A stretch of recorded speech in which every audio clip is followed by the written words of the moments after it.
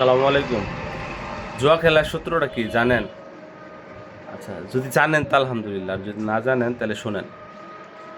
9:1, মানে আপনি খেলাতে একবার জিতবেন, সাথে 9বার হারবেন।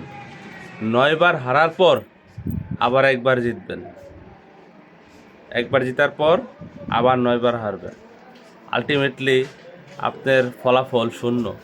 আপনি মনে করতেছেন একবার জিতার পর আপনার কাছে মনে হইতেছে যে না, পরের দিন আপনার হবে, কিন্তু খেলাটা এমনভাবে ডিজাইন করা যে আপনি কখনোই এইখান থেকে টাকা নিয়ে কিছু করতে পারবেন না, বড়লোক হইতে পারবেন না।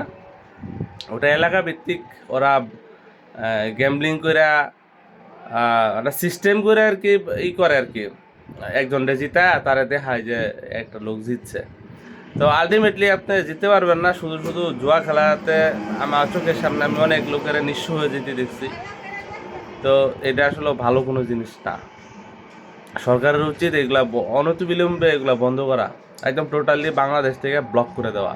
একটা সময় ছিল যখন জুয়া খেলতে চাইলে মানুষ একত্রে হইতো অনেকগুলা লোক কাঠ বেড়ে বেড়ে জুয়া খেলতো, অথবা যে কোনো একটা বিষয় নিয়ে জুয়া খেলতো। কিন্তু এখন জুয়া খেলা এতই সহজ হয়ে গেছে যে যার যার কম্বলের নিচে শুয়ে শুয়ে সে একা একাই মোবাইলে জুয়া খেলতেছে।